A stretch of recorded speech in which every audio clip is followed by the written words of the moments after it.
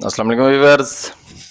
मैं हूं शफीक और आप देख रहे हैं मेरा YouTube channel medicine information Urdu.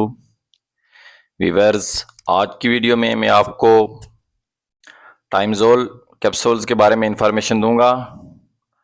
टाइमजोल capsule के uses, side effect and doses.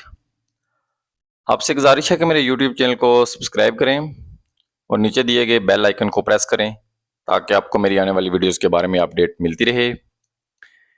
और वीडियो के लास्ट पे मैं आपको टाइमजोल टेबलेट्स की खास इंफॉर्मेशन भी दूंगा कि किन अफराद को ये कैप्सूल लेना ज़रूरी है। व्यूअर्स, तो शुरू करते हैं। ये रोटेक्स फार्मा की प्रोडक्ट है और इसके अंदर मौजूद साल्ट है ओमेप्राजोल। ये मार्केट में 20 और 40 मिलीग्राम की मिकदार में दस्तयाब है और इसके अलावा ये टाइमजोल इंजेक्शन की सूरत में भी दस्तयाब है। ये प्रोटॉन पंप इनहिबिटर ग्रुप की मेडिसिन है और इनको आम अल्फाज में पीपीआई भी कहते हैं।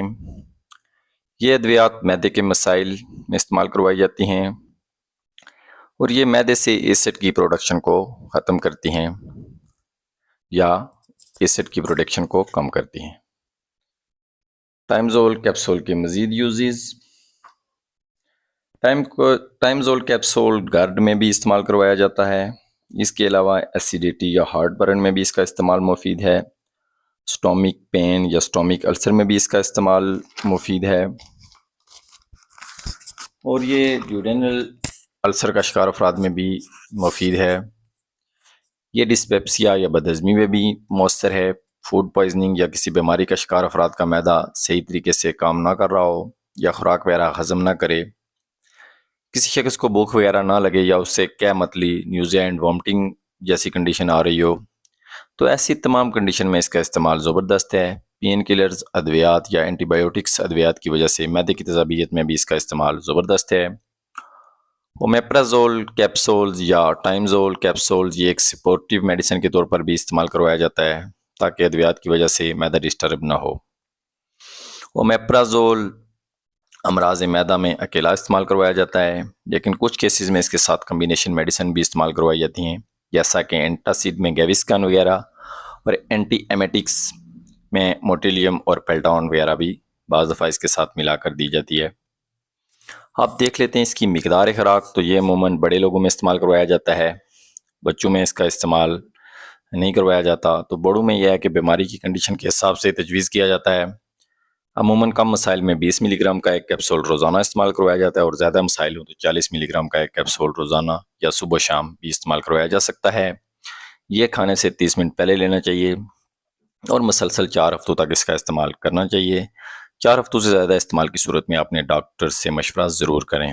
आप देख लेते हैं इसके साइड इफ़ेक्ट। तो साइड इफ़ेक्ट में यह है कि आँखों में जलन हो सकती है या आँखें लाल हो सकती हैं, जिस्म पर रैशेज़ पड़ सकते हैं, पेट का भारीपन यानी पेट फूला फूला नज़र आ सकता है और पेशाब में भी जलन हो सकती है, गले में भी खराश वगैरह हो सकती है और बॉडी में दर्द वगैरह महसूस हो सकता है। मुसलसल 3 साल तक इसका इस्तेमाल करने वाले अफराद में विटामिन B12 की डेफिशिएंसी या कमी हो सकती है। वीवर्स, अब आते हैं इस कैप्सूल की ख़ास बात की तरफ। तो ख़ास बात यह है कि इस महंगाई के दौर में अगर आपको ओमेप्राजोल कैप्सूल लेना खाना ज़रूरी है, आप अमराज मैदा का शिकार हैं, आपको गैस्ट्रिक रहती है, तो मेरा मशवरा है कि आप ये कैप्सूल ट्राई करें। इसके 20 या 40 मिलीग्राम का एक कैप्सूल आप रोज़ाना खा सकते हैं और जो महंगे ब्रांड्स के कैप्सूल्स हैं उनसे आप जान छुड़ा सकते हैं और अपना आपका जो बजट है उससे आपको अच्छा खासा रिलीफ भी मिलेगा। व्यूअर्स, ये सस्ता कैप्सूल है और अच्छा नताइज देता है। मेरे जो एक्सपीरियंस है उसके मुताबिक ये बहुत ही अच्छे नताइज देने वाला कैप्सूल है। अगर आप महंगे कैप्सूल अफोर्ड नहीं कर सकते तो ये कैप्सूल एक मरतबा ज़रूर ट्राई करें। व्यूअर्स, उम्मीद रखता हूँ कि टाइमजोल कैप्सूल के बारे में मेरी तरफ से दी गई इन्फॉर्मेशन आपको पसंद आई होगी। ये वीडियो पसंद आई है तो लाइक और शेयर कर दें, चैनल पर नए हैं तो चैनल को सब्सक्राइब कर दें। आपकी हौसला अफजाई का बहुत शुक्रिया। खुदा हाफिज़।